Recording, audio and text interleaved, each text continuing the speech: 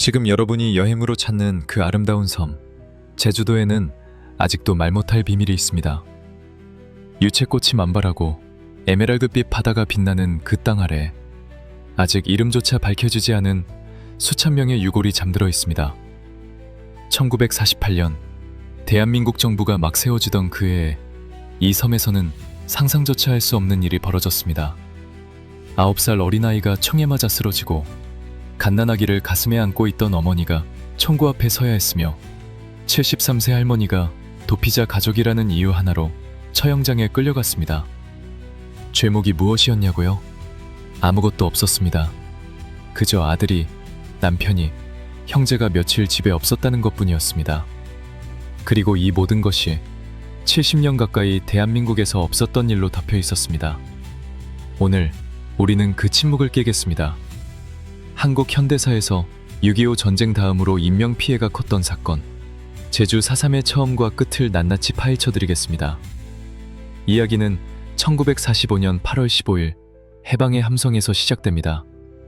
일본의 압제에서 벗어난 조선 사람들이 환희의 눈물을 흘리던 바로 그 순간, 제주도에는 또 다른 현실이 기다리고 있었습니다. 태평양 전쟁이 끝나자 제주에 주둔하던 일본군 7만여 명이 철수했고 그 공백을 채우기 위해 미군정이 들어섰습니다. 동시에 일본에 건너가 있던 제주 사람 6만여 명이 고향으로 돌아오면서 섬의 인구는 급격히 불어났고 식량 부족과 대육련, 실업과 콜레라가 겹치며 제주 사회는 벼랑 끝으로 몰렸습니다. 굶주린 사람들, 일자리를 잃은 청년들, 그리고 해방이 왔는데도 달라지지 않는 삶 속에서 민심은 서서히 폭발 직전의 화약통이 되어가고 있었습니다. 더욱 심각한 것은 미군정이 제주도의 행정과 경찰 요직에 일제시대의 관리들을 그대로 앉혔다는 사실이었습니다. 일제 앞잡이로 조선 사람들을 괴롭히던 바로 그 인물들이 해방이 된 뒤에도 여전히 총을 차고 권력을 휘두르고 있었고 이것이 제주도민들의 가슴에 불을 질렀습니다. 여기에 더해 북에서 내려온 서북청년단이 제주에 파견되어 도민들을 향해 폭력을 자행하기 시작했는데 고문, 구타, 금품갈취가 일상이 되었고 청년 한 명이 경찰 고문으로 숨지는 사건까지 발생했습니다. 제주도민들은 이제 막 해방된 나라에서 또 다른 공포 속에 살아야 했습니다. 그리고 드디어 1947년 3월 1일 도화선에 불이 붙었습니다. 해방 후 두 번째 맞이하는 3.1절 기념식에 제주도민 3만여 명이 관덕정 광장에 모였습니다. 기념식이 끝나고 시위대가 거리로 나왔을 때 기마경찰의 말발굽에 어린아이가 치이는 사고가 발생했습니다. 경찰이 다친 아이를 그냥 두고 지나가자 분노한 군중이 돌을 던지며 항의했고 경찰은 이에 총을 발포했습니다. 눈 깜짝할 사이에 15세 소년을 포함한 민간인 6명이 사망했고 그 중에는 젖먹이 아이를 가슴에 안은 채 피를 흘리며 쓰러진 어머니도 있었습니다. 이 발포 사건 하나가 이후 7년간 3만 명이 목숨을 잃는 비극의 출발점이 되었습니다. 분노한 도민들은 3월 10일 도청을 시작으로 민관 총파업에 돌입했습니다. 제주도 166개 기관단체, 심지어 현직 경찰관들까지 파업에 참여했으며 전체 직장인의 95%가 멈춰선 이 총파업은 제주 역사상 전례 없는 사건이었습니다. 미군정은 이 사태를 민심의 절기로 보지 않고 빨갱이 섬의 반란으로 규정했습니다.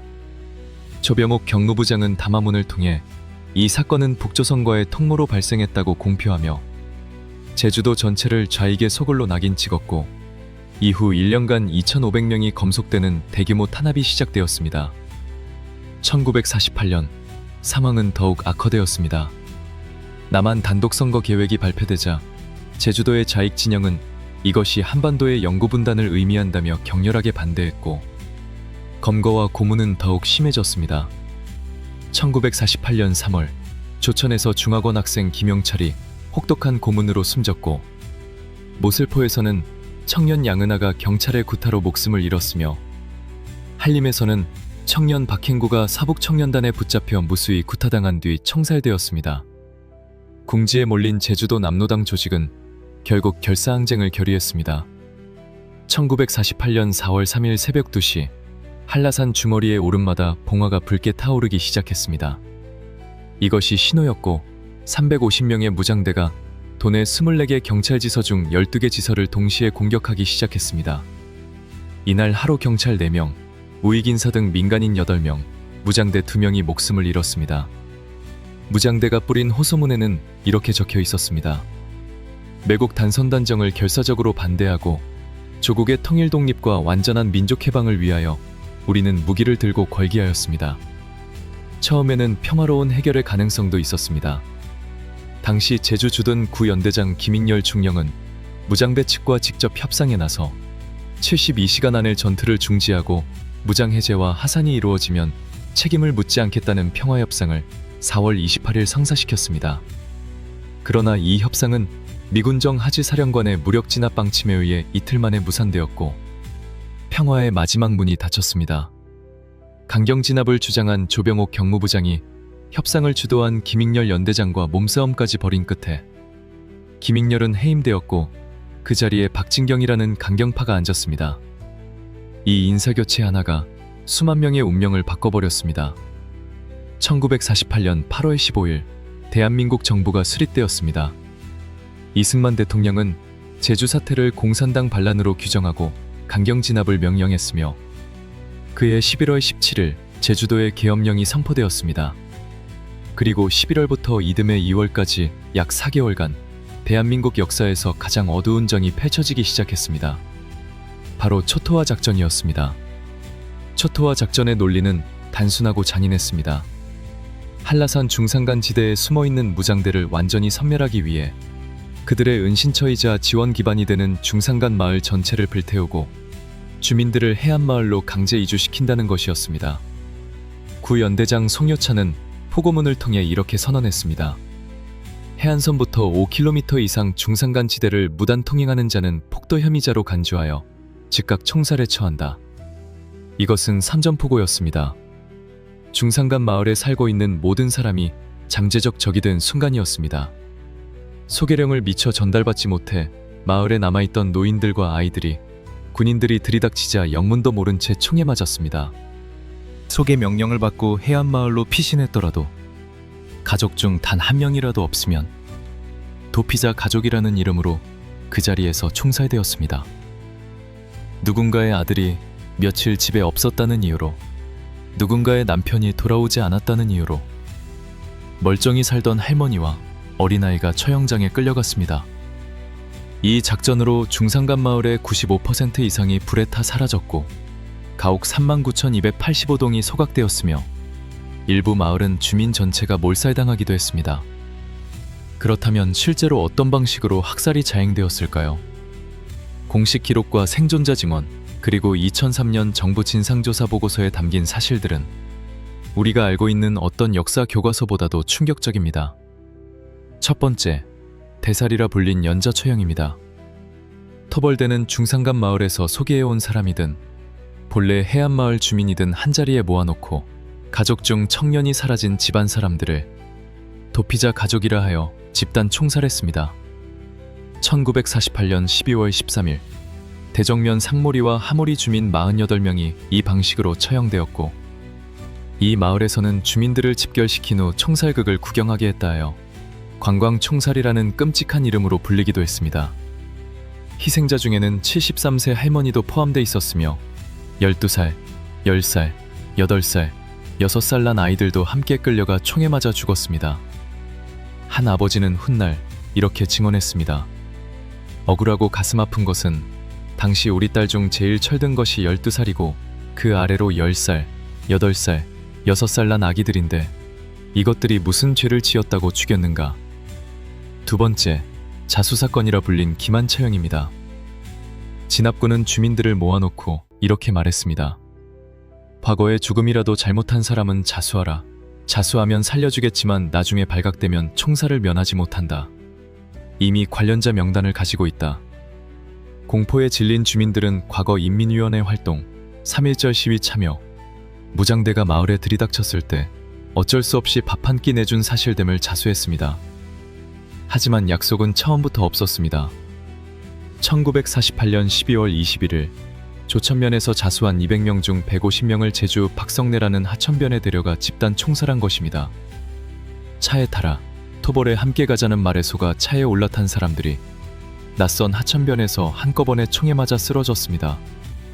세 번째, 함정토벌이라 불린 위장학살입니다.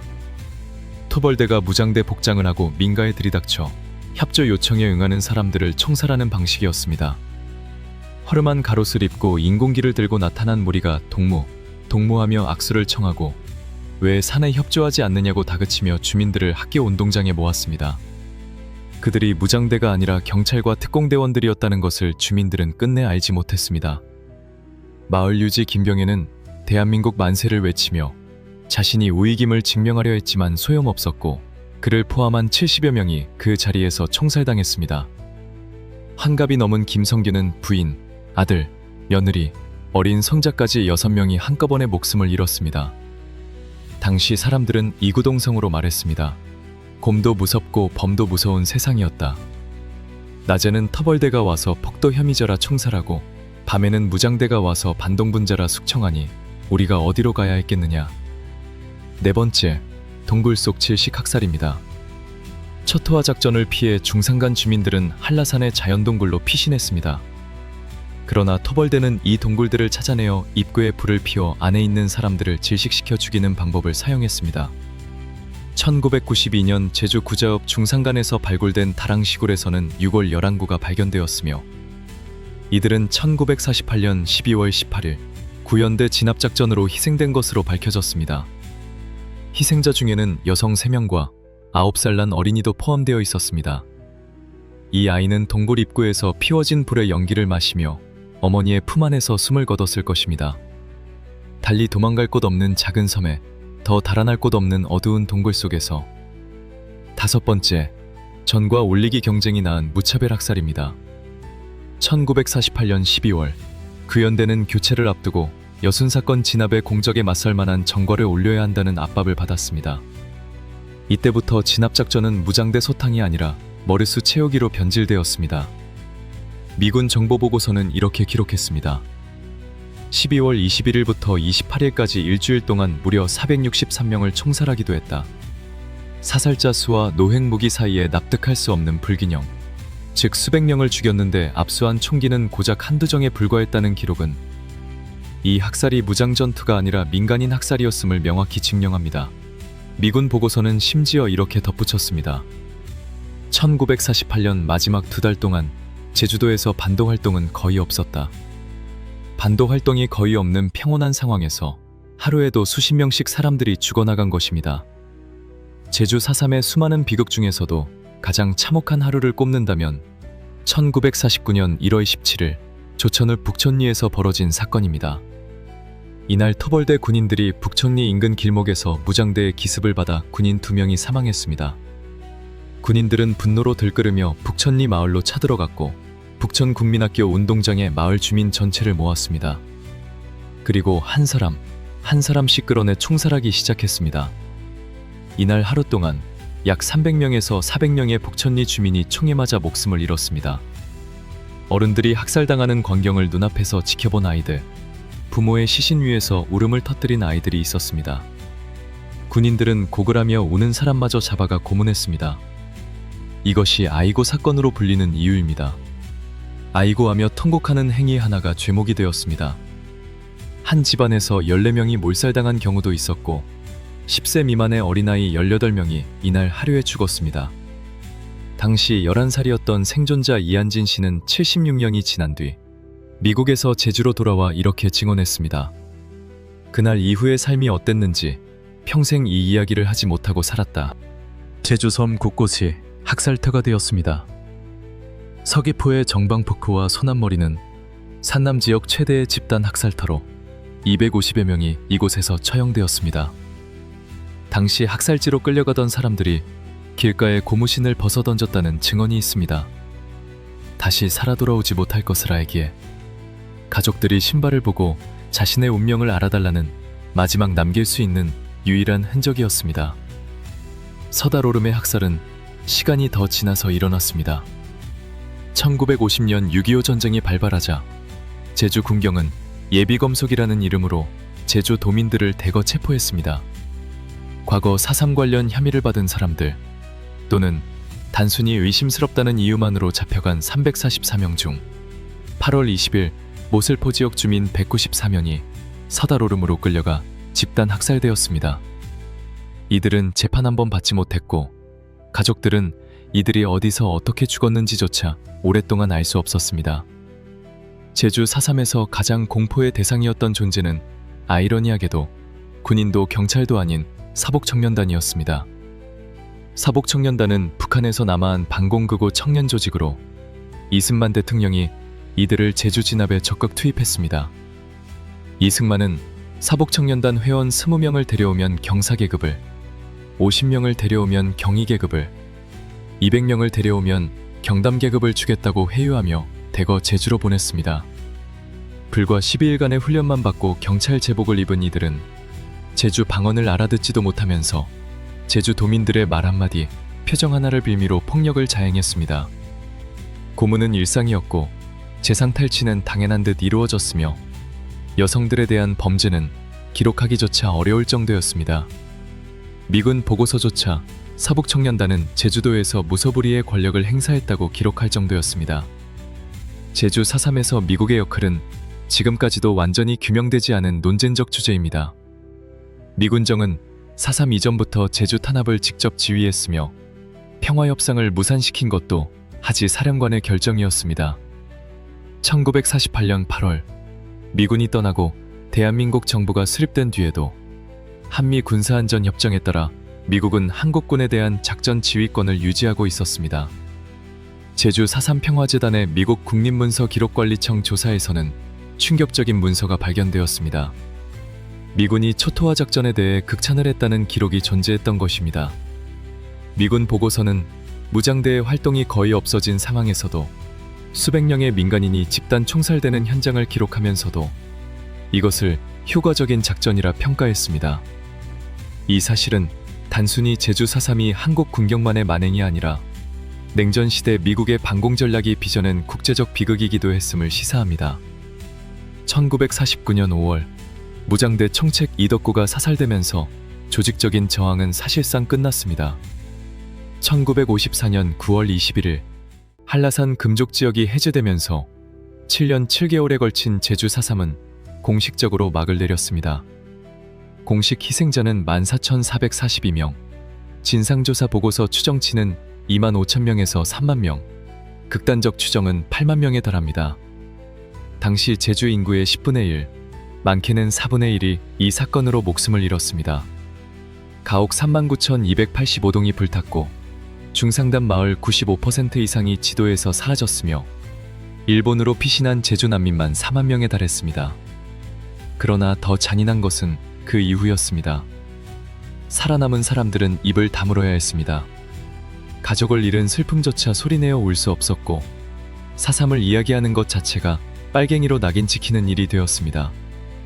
연저제가 적용되어 4.3 관련자의 자녀들은 공무원도, 군인도, 교사도 될 수 없었습니다.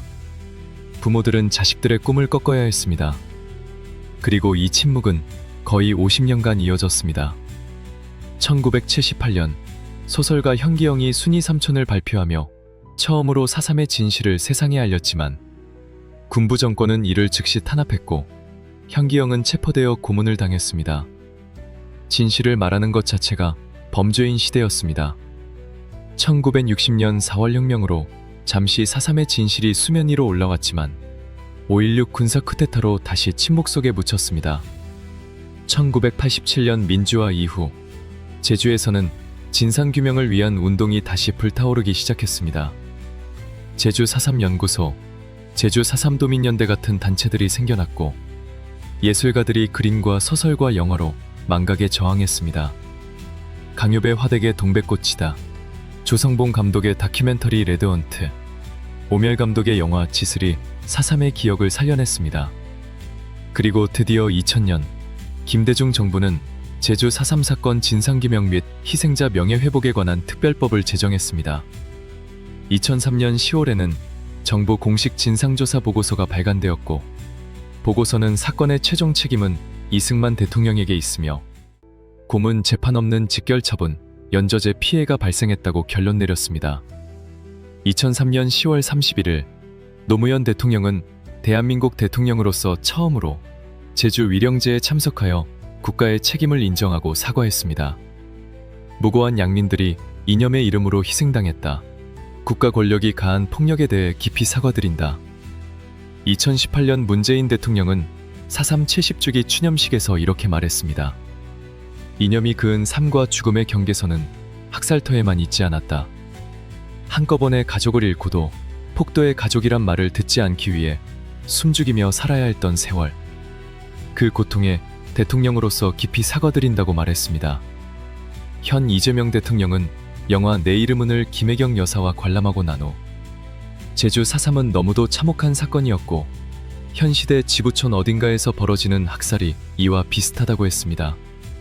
이런 인간의 참혹한 잔인함은 개인이 아닌 거대한 권력이 뒤에 서 있을 때 발생한다고 했으며 이런 권력에 의한 학살이 발생하지 말아야 하지만 이미 발생한 범죄는 절대로 시간이 지나도 잊지 않고 독일의 나치 전범 차골처럼 공소시효 없이 끝까지 찾아내서 그에 대한 처벌을 할 수 있게 하겠다고 했습니다.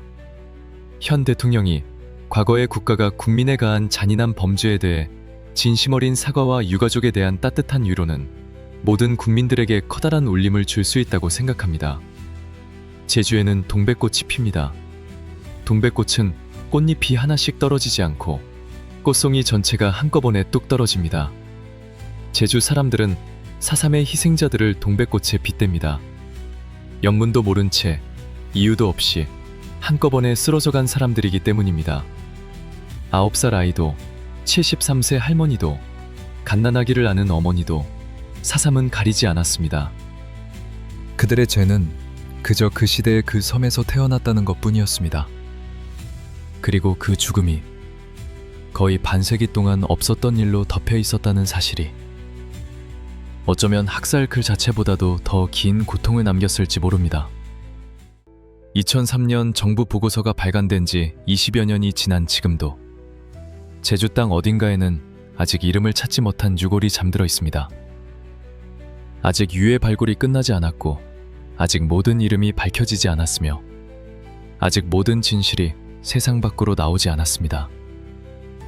우리가 이 이야기를 기억해야 하는 이유는 단순히 역사적 사실을 아는 것이 아닙니다. 이념이라는 이름으로 사람을 죽이는 일이 언제든 다시 일어날 수 있다는 것을, 그리고 침묵이 또 다른 폭력이 될 수 있다는 것을 우리는 제주 4.3에서 배워야 합니다. 봄이 오면 제주의 오름에 유채꽃이 피어납니다.